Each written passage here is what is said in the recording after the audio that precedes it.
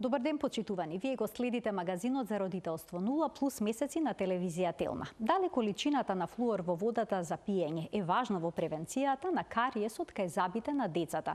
Која количина е оптимална и каква е ситуацијата кај нас? Докажана ли е директната поврзаност помеѓу флуорот во водата за пиење и кариесот кај забите на децата? Дали е точно дека флуорот може да биде штетен и дали неговата употреба е навистина неопходна? На оваа тема денес разговараме со професор доктор Михаил Кочубовски, специјалист по јавно здравје. Се гледаме веднаш по рекламите.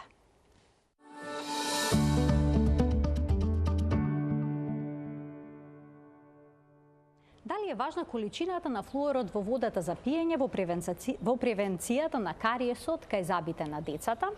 Која концентрација на флуор е неопходна и дали е навистина докажана директната поврзаност помеѓу сето ова?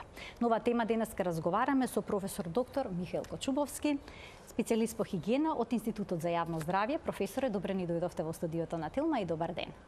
Добар ден, поздрав до гледачите на телевизија Телма. Професоре, кои се главните причини за појава на кариес на забите кај децата? И воопшто за појава на кариесот? Видете, главните причини се мултиказуални, што викаме, или повеќе се причините, не е една. Тоа е прво зависи од составот на храната, што јадете, дали има доволно флуор, например. Во храната што јадете, значи, тоа има обично во зеленчуци доста, например во спанач, во Макдоналдс, салата. Значи има во прехранбени продукти? Во прехранбени продукти. Понатака во некои други производи, малце помалку. Понатака може да има во водата за пиење, флуорот да го има. Зависи тоа. Секаде е различно. И кај нас во државата на различни места е различна концентрацијата, али у глобала во Македонија концентрацијата на флуор во водата за пиење во градовите е многу ниска. Така да понатака кариесот зависи од начинот на мијење на забите, дали се мијат или не. Од оралната хигиена? Од оралната хигиена, понатака исто така зависи од тоа каква храна се јаде. Дали е кариогена или кариогени бактерии и така натака, кои фактички влијаат на кариесот, тоест на расипување на забите. Тоа е обично, да кажеме, шеќери, така, сладки, кај малите деца, обично и така натака. И битно е џакањето, секако, на храната. Последно време се повеќе деца и луѓе се помалку џакаат храната, за разлика од порано. Така да тоа е мултиказуално. Повеќе фактори се во прашање, но кога прв пат во историјата се споменува флуорот како причина за појава на кариес, односно неговата мала концентрација, недостатокот? Да, тоа уште во минатиот век се правени некои испитувања и уште пред Втората светска војна некои истраги се правело колку, но првото, да кажем, почнало со флуорот, да кажеме, флуорирање на вода, почнало после Втората светска војна, то во Северна Америка, САД, во неколку места, каде што правеле контролирани студии, каде што во некои населби флуорира водата, во други не, и приметиле дека има подобрување, тоест намалување на кариесот во тие населби каде што пиеле флуорирана вода со нормална оптимална концентрација на флуор. Оптималната концентрација на флуор зависи од многу други фактори, од температурата на воздухот, средно, да кажеме, средногодишна, понатака од храната каква се јаде и така натака. А што е тоа точно флуор? Тоа е хемиски елемент, халоген елемент и тој е многу реактивен. Тука е и хлорот, например, јодот и така натака. И тој е многу реактивен и, например, воздухот ретко ќе најдете елементарен флуор. Тој веднаш се созда некое соединение, дали со тоа што ќе биде присутно во, да кажеме, во медиумот, во воздухот, например, или во водата, така да флуорот брзо реагира, реков, и создава соединение. Инако е битен за калцификација и за, да кажем, флуорапатитот, хидроксиапатитот, да кажем, за балото едноставно, за глехта, по-нашки, да речем. За глехта на забите? На забите, за да бидат подсврсти да бидат, за да бидат поотпорни на тие кариогени бактерии за да не може да се расипат и да не се создае кариес. Кариес се расипува на зъбите. Едноставно. Така да тоа помага флуорот. Али реков му, тој се внесува, може да се внесува и преку воздух, преку дишење. Али обично тоа е во работна средина. Во амбиентна средина, значи во урбана средина, многу малку го има. Зависи нормално од изворите на испуштање на флуор, например. Тоа било алуминијска индустрија, например. Алуминијски комбинат, например, Црна Гора, која работеше кај Подгорица. Таму во околината се очекуваше да луѓето вдишуваат флуор. Поголема количина. Поголема количина во околината. Поред така, некои други процеси. Така. Исто така, ако имате сега пречиствена станица, мислам, во која додавате, например, некои за отпадни води, например. Добро. И тука може да се очекува поголема количина, ако се флуорира водата на тоа место, да кажеме, или, например, канализациони системи, например, на некој град кај што се користи флуорирана вода, пошто луѓето ќе ја користат, да кажеме, таа флуорирана вода, али колку се користи за пиење, тоа е друго. Тоа е тема на дискусија.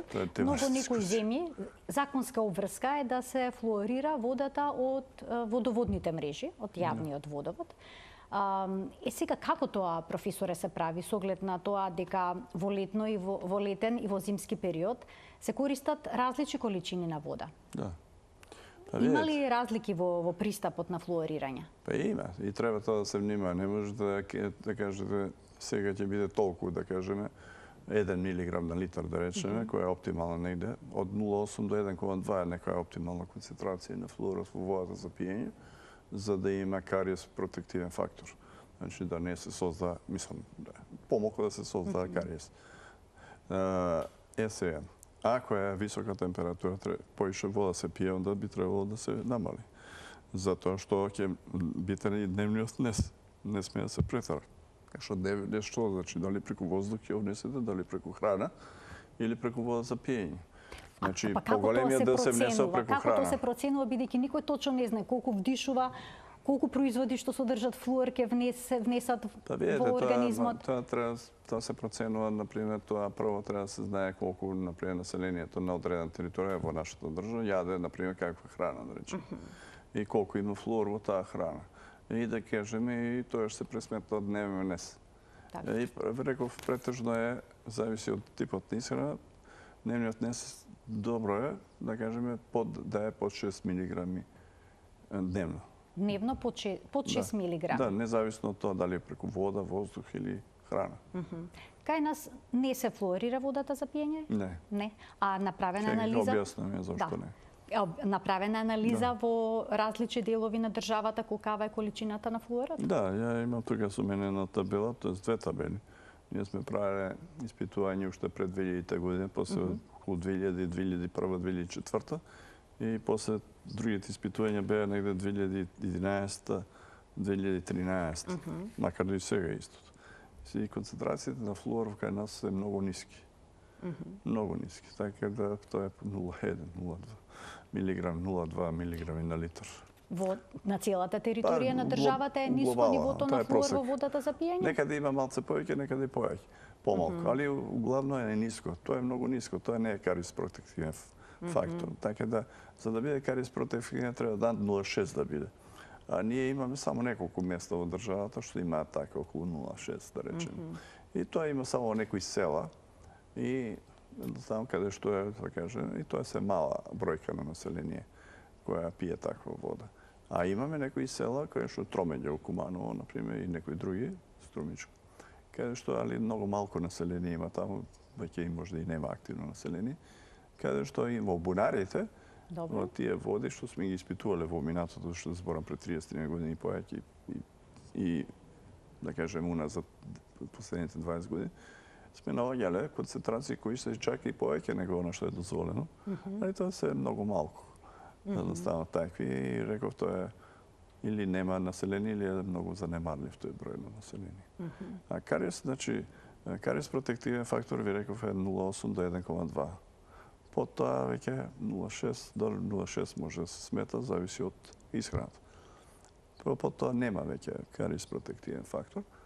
Така да се смета, може да кажеме дека и не само Македонија, скоро секаде, ретко каде во светот имате води со кариес протективен фактор природно. Тоа имате во Индија, Пакистан, Бангладеш, например. И правени ли се таму анализи како е состојбата со кариесот на забите кај децата? Дали навистина е докажана директната поврзаност помеѓу флуорот во водата и појавата на кариесот? Па правени се анализи, видите. Или дали се намалило, да речеме, бројот на деца со кариес откако почела водата да се флуорира? Да.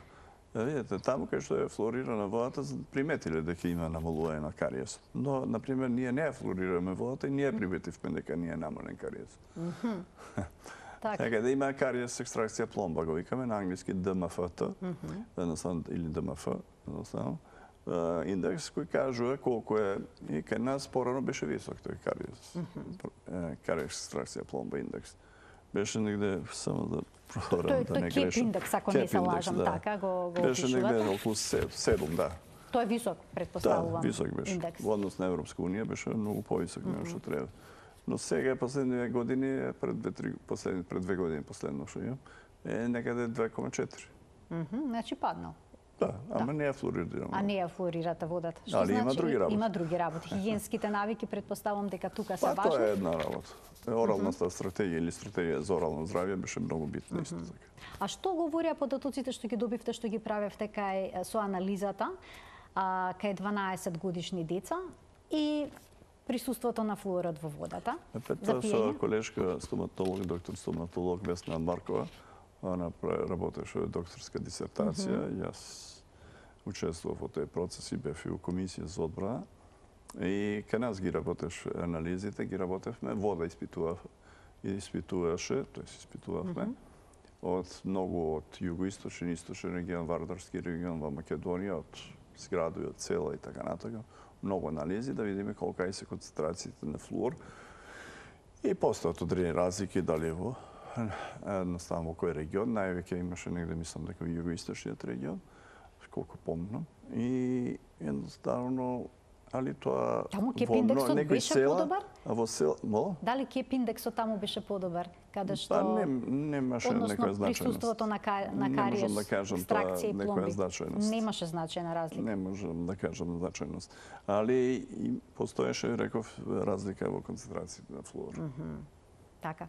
Но не се флуорира водата кај нас? Не, а ќе објаснам зошто не. Еве, покажете ни зошто не, професор. Видете, водата за пиење, за да се флуорира, треба, колку пиете, знаете, пиеме, да кажем, просек 2 литра дневно. Потрошувачка по човек дневно е 200 литри. И, да кажем, тоа се планира, да кажем, и по законе, така, и по правилникот за безбедност на водата. Едноставно е 200 литри по човек дневно. И тоа се прават математиките така за Македонија зборам. И за Европска унија така. И сега вие треба да флуорирате 200 литри за човек, за еден човек, а ќе испиете само 2 литри. Зошто onda да се флуорира, прашањето? Затоа што вие ќе 2 литри во однос на 200, колку е проценти? Тоа е 1%. Другото ќе иде во животна средина. А флуорот не е баш безазлен елемент. Тоа ми беше следното прашање. И таму каде што се флуорира водата во ни светот, населението исто така го поставува прашањето зошто тоа се прави. Бидејќи флуорот се смета и за невротоксин, меѓу другото. Да, има такви студии и такви наоди. Затоа и ние направивме на студија и проценка cost-benefit анализа. Ја правев јас. Дали навистина неопходно? Прво колку пари би не чинило тоа и колку офат на население би имало.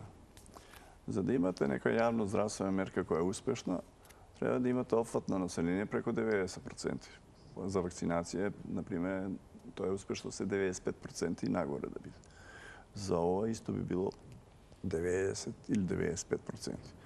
Ние, пошто поголемиот дел на населението се снабдува со вода за пиење од градски водоводи, но тоа не е 90%. Тоа е некаде 60 до 70%, помеѓу негде.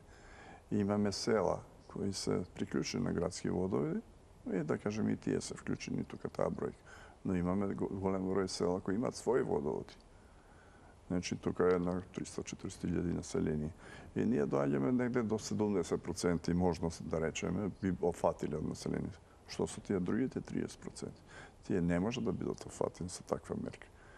Тоа е една причините што не пристапивме кон тоа. Другата причина е сепак се трошоци. Али најголемата причина е немате офат на населението. И зависи од температурата. Ние имаме големи разлики во температура, барем порано. Кога одлучувавме, беа големи разлики. Зимите беа ладни, а летата топли. А како температурата влијае на флуорот? И па потрошувачката на вода. Заради потрошувачката? На повеќе пиете, повеќе ќе имате внес. Така. Треба да се внимава. И исхраната зависи. Летно време повеќе јадете салати и така натака. Кај што има повеќе внес. Така е да, и тоа е динамична работа која треба да се следи и не е баш едноставно. Тоа е точно да и треба да проверувате за да бидете сигурни. Тоа е математика да правите постојано, али не сте сигурни. И треба да проверувате урина, например, колку имате елиминација на флуор во урина. Тоа е скапа работа и кој ќе ви дава урина вас да проверувате. Едноставно, тоа е една можност. Така да, кога направивме таа пресметка, кога видовме дека офатот не е многу низок, кога видовме дека од тие 200 литри по човек дневно, макар да за Скопје е 500, се замислите 500 литри ќе истечат, а само 2 литра ќе искористите за пиење. Значи, нема кост бенефит тука. Едноставно, идете таму кај што се испушта, имате големи концентрации, после известно време, месеци, години, на флуор на тоа место кај што се испушта таа отпадна вода, да речем. И може да настаат штетни последици по животната средина и по животните и растенијата. А кој е ризикот од големите концентрации на флуор што ќе се влесат во организмот? Може ли тие да бидат токсични? Може, и затоа треба да се внимава, реков, на дозата на флуорирање, за да не се претера, затоа што ако е над 1,5 милиграм на литар, се смета дека може да предизвика флуороза. Прво не е толку страшно, али флуороза што значи? Например, зъбите, например, кога немате флуор доволно и немате хигиена орална и така натака, немате флуорни пасти и така натака, не джвакате, јадете сладко и така натака, ќе имате кариес. Едноставно. Но, ако се претера, значи дозата на флуора ако е поголема, што ќе се случи? Да зъбите ќе бидат као жолтеникави, као и може кршливи да бидат. Тоа флуорозата. Станат по-меки, по-кршливи, по-осетли. Понатака долгите коски страдаат, чак може да дојде и до искривување, викаме остеомалација. Едноставно затоа што нема добро, веројатно метаболизмот се пореметува со калциумот, фосфорот и така натака, сите тие работи кои се битни за калцификација на коските. И се јавува таа као остеомалација која е болна, едноставно. И коските се искривуваат.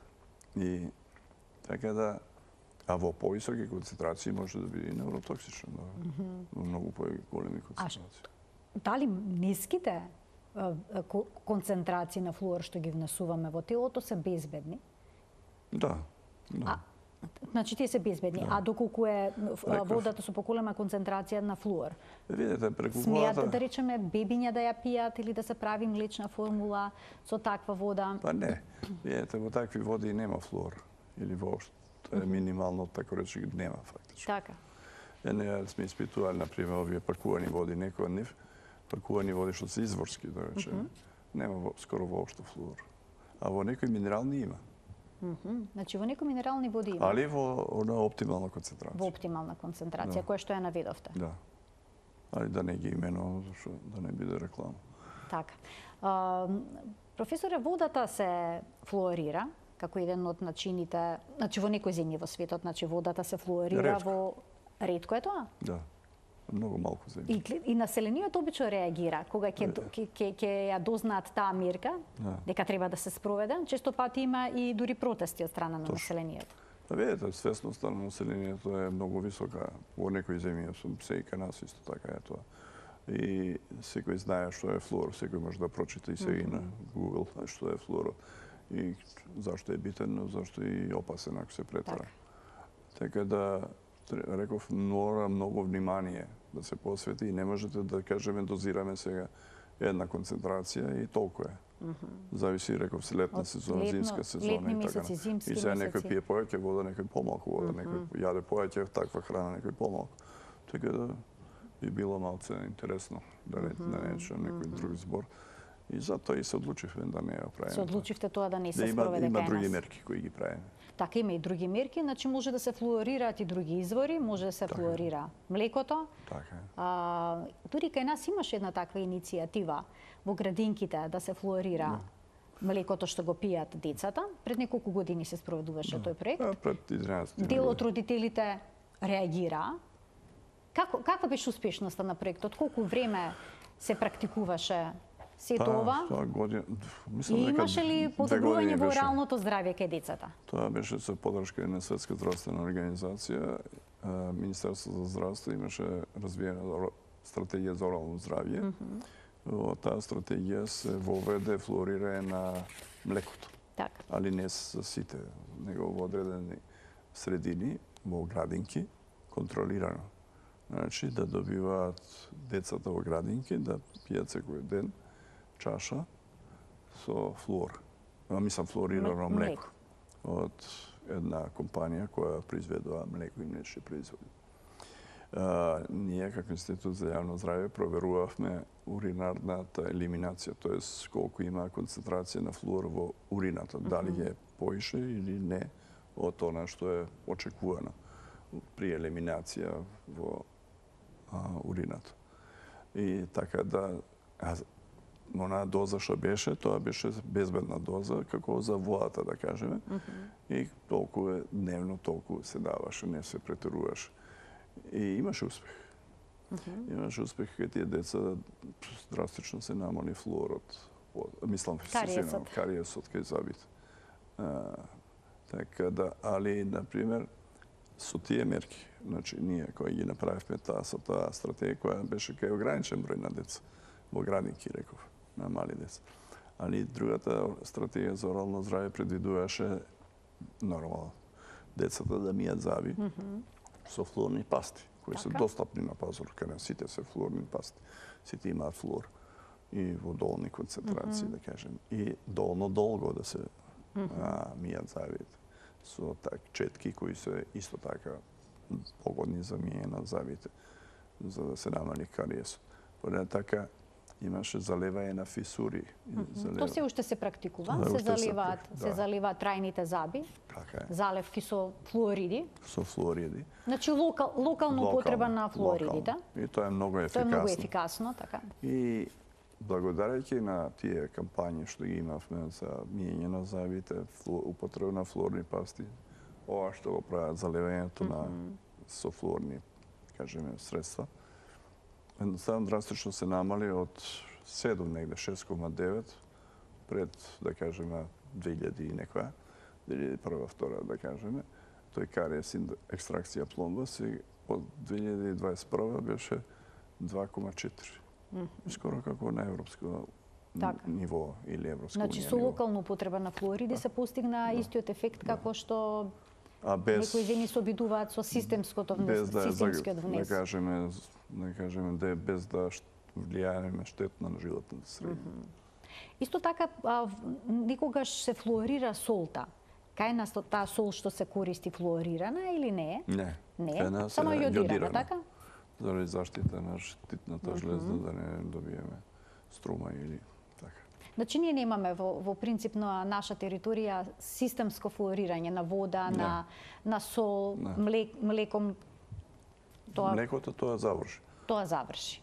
Тоа беше кратко, да кажем, 2 години. И толку беше. Имаш иницијатива да се продолжи проектот? Да, ама видете, сепак има за да се продолжи тоа сепак не е едноставно. Би реков, тоа треба точно да се внима колку се дозира.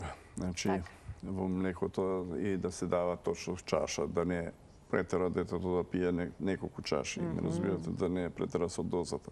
Значи, сепак треба многу внимание, човек фактор е многу битен. Поради така, и точини пари, сепак. И не може секој да си го дозволи. И пак, офатот на население не би бил доволен. Би бил мал. Не би бил комплетен. И затоа и не е. И затоа е подобро ова, кој е многу по-ефикасно и по-ефтино и офатот е скоро 100, да речеме 100%. Барем тие што идат на стоматолог, барем еднаш Така, ќе ги вклучиме и гледачите. Од овој момент, почитувани, ќе можете да поставите прашање во денешната Телма амбуланта, кое што е поврзано со темата на која што говориме, професор доктор Михаил Кочубовски, специјалист по хигиена од Институтот за јавно здравје. Денеска во студиото на Телма со него зборуваме за флуоридите во превенцијата на забниот кариес пред се кај децата, но секако тоа има улога и кај возрастните. Професор, има едни таблети со флуор што се користат. Тоа обично по возрастните понекогаш го користат и за плакнење на устата. Што велите, дали да се применуваат или не?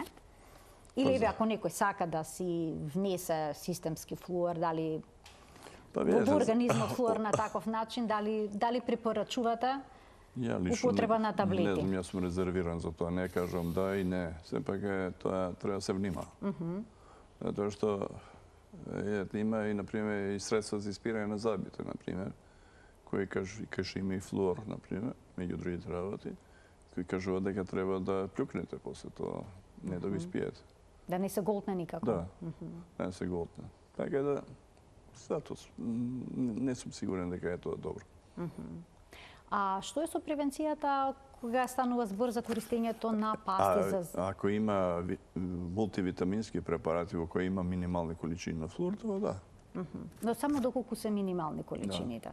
Така. Затоа што вика, битно е на внесот преку храната колку е. И нормално со мијето на зъбите. Кога бираме пасти за зъби и за децата и за возрастните, тие секогаш треба да содржат флуор? Да. Важна ли е содржината на флуор во нив? Или тоа не е некој фактор кој што... Не, тоа е, ја мислам дека на нашиот пазар, по оние, ја што знам, можда стоматолозите подобро би кажале, тие што се бават со тоа како Барко и некои други колеги, Јуруковска и така натака, од стоматолошки клинички центар, тоа е од стоматолошки факултет. Јас сметам дека сите пасти се флуорирани. Затоа што тие излегуваат на пазар, меѓународен пазар, не се само за нас. И тие се контролирани не само од кај нас и Европска унија.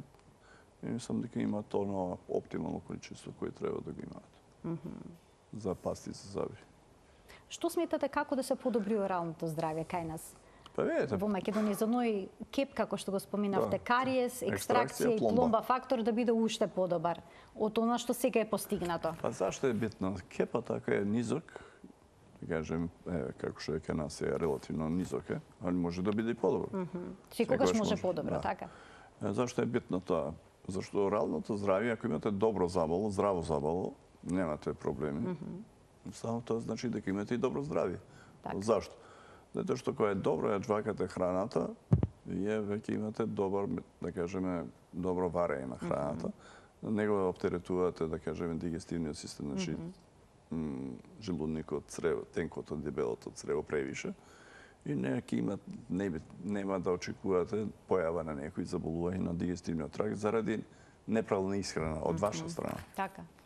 Затоа што има луѓе што реков голтаат храна. Тоа не е джвакање. Значи, голтање на храна, вие не ја соджакувате, не ја припремате долно, не ја ослободувате плјунка, ензими, да почне да се разложува храната во устата и во хранопроводникот, туку сето тоа треба да се случи во желудникот и во цревот. Значи, го оптеретувате и желудникот и цревот и затоа се јавуваат одредени состави после пореметување на дигестивниот тракт. Добив знак дека има гледачи. Ќе ги вклучиме во денешната емисија. Добар ден за првиот од нив. Добар ден. Ало. Повелете, во програма сте. Ало, добар ден. Добар ден. Може? Да, секако го очекуваме вашето прашање. Добар ден. Би сакал да поставам едно или две прашања, да видиме како ќе... Ајде, повелете. Видите, ова што сте испитувале таму, колегата што испитувале таму со флуор во водата, така? И млекото што го флуорирале. Мислам дека таму екзактни резултати не може да добијат од следните причини.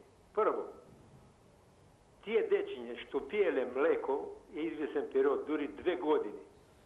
Прво тоа млекото не е стандардно да биде како репер, се знае во млекарите, од разни крави, ако е природно био и така натаму се користи и од тоа катастрофална грешка се прави тоа. Втора работа. Интеракцијата од секој дете што се испитува во таму, тие сите деца не јадат исто дома, бидејќи има интеракции во храната што јади, со флуорот настануваат соодветни соединенија, односно интеракција доаѓа со флуорот, со хемијата што ја има во све што е внатре. И со органските субстанции што се внатре, и со природните минерали што се во водата. Така да не знам колку тие експерименти во тие градинките точни би били, дали тие деца што ги им давале млеко да бијат хлорирани, предходно биле испитани дали ќе им влијае на здравјето во однос на разни проблеми што здравствени си има секој дете од тие. Така, еве ќе го поставиме тоа прашање како се правеле тие анализи. Ви благодарам за вклучувањето. Имавте уште едно прашање, рековте или тоа е тоа? Така, се исклучи гледачот, значи се прават при ваквите студии се прават, предпоставувам, и анализи за повеќе фактори. Видете, ние прво тоа не е измисливме ние студијата, тоа е применивме студија која претходно била правена во други земји. Така. Споминавте дека беше проект во соработка со Светска здравствена организација. Да, така да колегите од Министерството за здравство, кај тоа е сега отиде до пензија, после почина, така да раководител што беше за стоматолошка превентивна здравствена заштита, само го водеше тој проект во соработка нормално со колегите стоматолози од стоматолошкиот од факултетот за стоматолошка медицина, понатака исто така соработува со Институтот за јавно здравје. Рековме, ние следевме елиминацијата на флуор преку урината. За да забележиме дали има претерана елиминација или е во дозволените, оние очекувани граници. Тоа што го наоѓавме ние, како Институт за јавно здравје во нашите лаборатории, за тоа имавме опрема, бевме тренирани, беа обучени колегите од лабораторија за тоа да го прават. Значи, во лабораторија, како што претходно било правено во друга држава, едноставно, така да не беа забележени некои драстични, да кажеме, концентрации во елиминацијата на флуор. Значи, таа доза што беше давана, тоа не беше млеко за продажба, тоа беше млеко кое е доведено, да кажеме, во градинките и таму точно се дозираше во чашите. Едноставно, за секој дете да има иста концентрација на флуор, која е оптимална, не е опасна, за да пијат секој ден. Така да тоа беше по една чаша дневно. И беше со дозвола, согласност на родителите и се пратеше дали има каков е кариесот пред состојбата на оралното здравје, тоест на заболата претходно и после. Одреден период. Според нивните, да кажем, извештаи, излезе дека има подобрување. Професор, секогаш има контроверзии кои ќе се спомене флуорирање и орално здравје. Точно. И затоа и ние бевме внимателни. Реков, направивме таа кост-бенефит анализа дали да го правиме тоа или не. И реков, ако немате олфат долно и ако имате поголем трошок него што е потребно, понатака ако имате повеќе штета за животната средина него што би очекувале, да не го правите и ние одлучивме да не го правиме. Така, вие се одлучивте тоа да не се спроведе. Кај нас ми дадо знак дека имаме уште еден гледач, да го вклучиме во програма. Добар ден. Добар ден. Повелете, во програма сте. Јас овдека немам прашање да поставам. Така? Само сакам да го поздравам доктор Михаил Кочубовски од Лидија Пендаровска. Голем поздрав. Ви благодарам што се вклучивте во програма. Професоре, секогаш убаво кога ќе ве поздрават и кога ве следат и сака да ви покажат внимание гледачите. Иначе, благодарам уште еднаш. Иначе, само да спомнам дека во Европска унија никаде не се флуорира водата за пиење, освен во Ирска. А во Германија? Не. Не се флуорира? Не. А се внесува на некаков друг начин флуор кај нив преку сол, млеко или во пак некои земји таблети? има преку солта. А во некои земји има преку млекото. Али точна информација немам каде. Али не секаде. А водата каде најчесто се флуорира? Па реков во САД, Во САД. понатака во Израел, и тоа, така кажеме, поголемиот дел на Израел, и тоа одамна тоа се прави.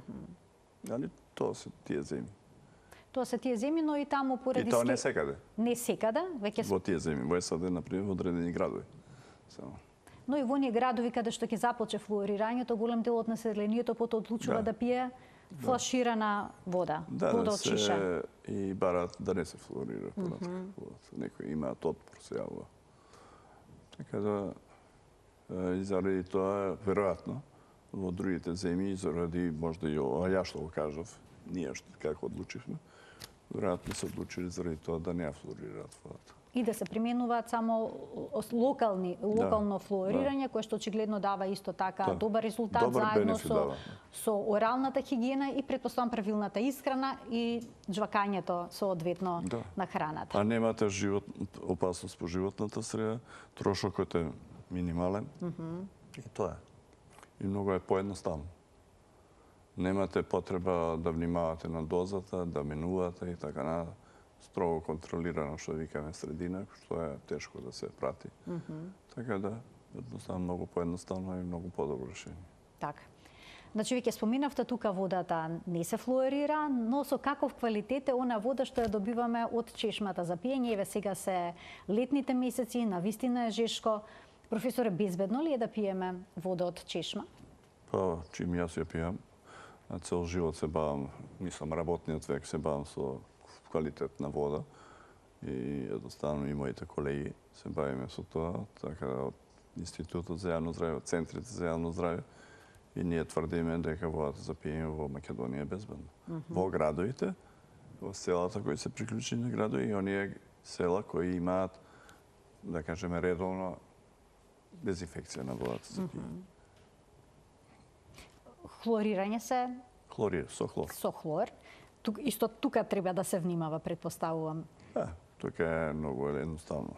Тука се хлорира водата зависно од хлорниот број или потрошувачката на хлор која е потребна за да се изврши дезинфекција на органските материи во водата. И луѓето кои работат во јавните комунални предпријатија точно знаат колку е тој хлорен број. Да кажеме 0,8 милиграми на литар. За 1 литар треба 0,7 милиграми на литар хлор за да кажеме просек. Некаде повеќе, некаде помалку би било, за да имате добра дезинфекција на водата која на крај ќе доведе резидуален хлор или остаточен хлор на македонски да биде од 0,3 до 0,5 милиграми на литар. Она што на крајот пристигнува. Да, што сега го сипаме во чаша. Да. И зашто е битно да имаме резидуален хлор? Затоа што ако имате резидуален хлор во чешмата кој ќе ја пуштите, значи малце да истече. Добро. Нормално не да ја мери, зашто хлорот ако е во чешмата, значи тоа останало може да не ја употребувате. Значи треба да истече малце за да дојде од цевката вода и тоа се мери. И битно е за да знаеме дека водата е дезинфицирана и ако има резидуален хлор, знаеме дека и водата е безбедна. Зашто? Значи безбедна била и цевката. Низ која водата поминува. Значи немало влез, да кажем, влез на органски материи дополнително, кои требале дополнително да се дезинфицираат, зборам во системот. После, да кажеме, хлорирањето, после таа хлоринаторска станица, значи не заштитува тој резидуален хлор од накнадно или дополнително загадување на водата во водоснабдителен систем. Ако ја има, значи резидуален хлор, значи интактен е водоводниот систем. Тоа во комуналните предпријатија, тоа го одредуваат, они имаат сонди, мерат притисок, например. Дали да има штета на мрежата или некој им падне притисокот, знаат дека имаат некој штетување, им губат вода. Али за нас е ова најдобар индикатор. Вела дека Скопје има тврда вода. Што тоа значи? И дали е вистина? Точно. Што значи дека има многу минерали во неа? Да, има минерали. Може ли да создаде камчиња во бубрезите кај оние кои што имат предиспозиција за тоа да го купијат вода од чешма? Не? Не. Ние сме правиле на мултицентрична студија уште пред 30 години дали тврдите води да создаваат уролит јаза, викаме ние, каменчиња во бубрезите. И испаднало дека е тоа повеќе зависност во храната. Од храната зависи, значи од исхраната. Значи тоа оние што оперираат хирурзите, уролози и така натака, што оперираат камен у бубрек, да речеме, или му уретар, тоа е мокрачни патишта. Едноставно тој пат може да почне да патува, да речем. И тука се јавуваат болки. Ако е во бубрегот, нема јаки болки. Едино ако е многу голем.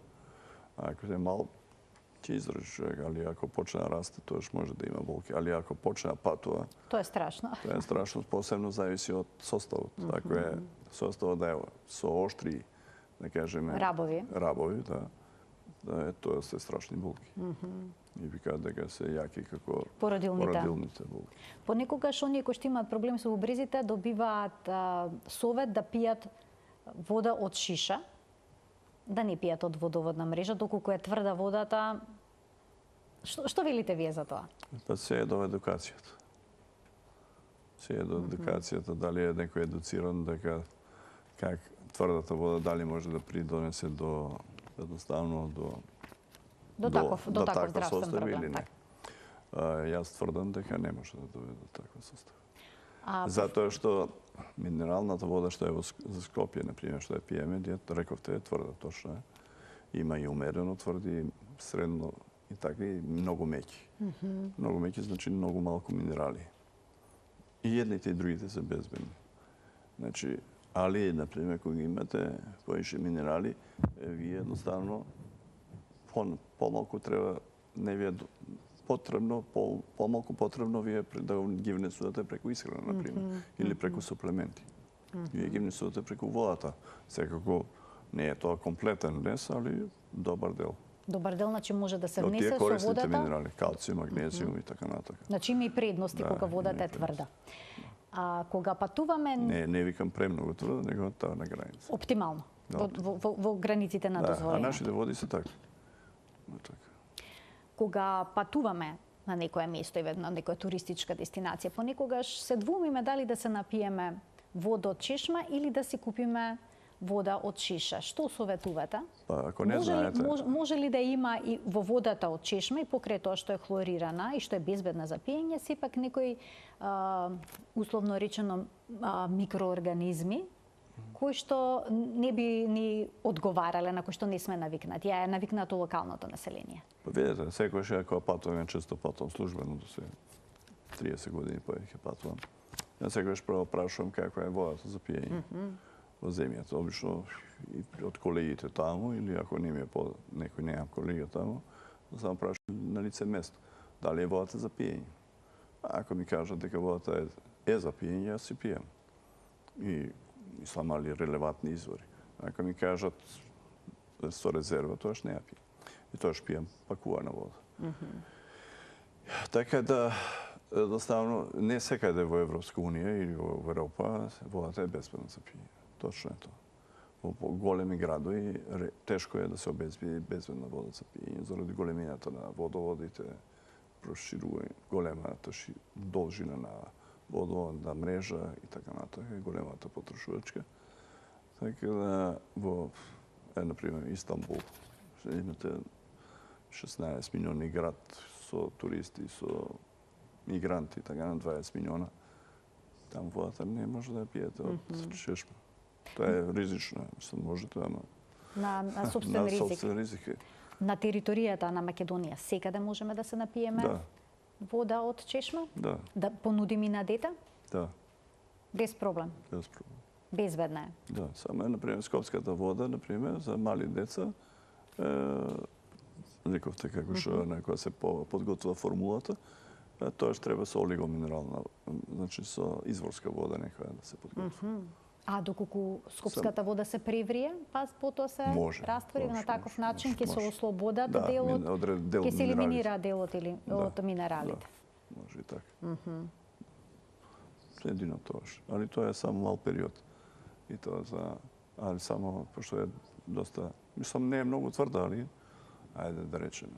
Да биде по-оптимална за затоа што, например, има природни минерални води, кои имаат повеќе минерали од скопската. И тие, например, за мали деца не се препорачуваат. Значи, за деца не се препорачуваат води во кои што има многу минерали, така? Да, само за возраст. Само за возраст. И за поголеми деца. А за децата е по-оптимално да бидат? Па, да кажем, минерални води може да пијат, да кажем, поголеми деца може да пијат природни минерални води, Добра. кои не се претерано минерални, да речеме, со многу минерал. И такви нашите води, што се пакуваат во Македонија, се такви да може да се пијат. Да бидат... Но има некои увозни кои имаат премногу минерали, во кои, например, им премногу и флуор има. Има во светот, во Шпанија, во Франција и така, и во Хрватска. Наведено е тоа на... Мора да биде наведено. А ако е над 1,5 милиграм на литар, минералната вода мора да биде означено колку има состав, флуор. Значи да И внимаваме не само на флуор, тоа. и ако тоа е за флуорот, тоа е строго Така. мора. Например, другите минерали исто мора да бидат означени колку ги има во природната минерал. Натриум, калциум, магнезиум, бикарбонати и така натаму. Калиум. Така да, сега, например, ако има натриум многу, тоа може да влијае на висок крвен притисок кај луѓето. Среќа нашите пак природни минерални води немаат премногу натриум. Имаат потона што е, да кажеме, граница која што над тоа би била може да предизвика висок крвен притисок. Значи, никогаш не сме размислувале за водата на таков начин, дека може да влијае всушност и на крвниот притисок. Така, пакувана вода, значи да се внимава да нема висока концентрација на натриум во случај да страдаме од покачен крвен притисок. Да, али уште еднаш ќе кажам, домашните нашите произведени во Македонија се со ниско ниво, безбедно ниво на натриум. Меѓу другото, флуор исто безбедно ниво. Меѓу другото, слободно можеме и да си наполниме чаша вода дома од чешма. Да. Професоре, ви благодарам многу за вашето гостување за ова интересно издание на магазинот за родителство 0+ месеци. Верувам дека беше интересно за гледачите, бидејќи можевме да слушнеме многу нови информации, поврзано и со флуорирањето, и со квалитетот на водата за пиење, која што можеме да ја наточиме од чешма. Ја ви благодарам за поканата и стварно е добро што не поканив се за една тема за која многу сме работеле. Ви реков што 90-те години, а и пред мене други луѓе, други мои колеги од хигиена и од стоматологија, едноставно размислувале дали да се флуорира водата. И на крајот видовме кога се направи сето тоа, дека е подобро сепак да идеме со поинаков тип на превенција од кариес. Со оралната стратегија. Со орална стратегија. Ви благодарам многу за вашето денешно гостување уште еднаш. Ви благодарам. Почитувани професор доктор Михаил Кочубовски, специјалист по хигиена од Институтот за јавно здравје, беше нашиот денешен гостин во магазинот за родителство 0+ месеци. Ви благодарам за вниманието со кое што не следевте и ви посакувам пријатен ден.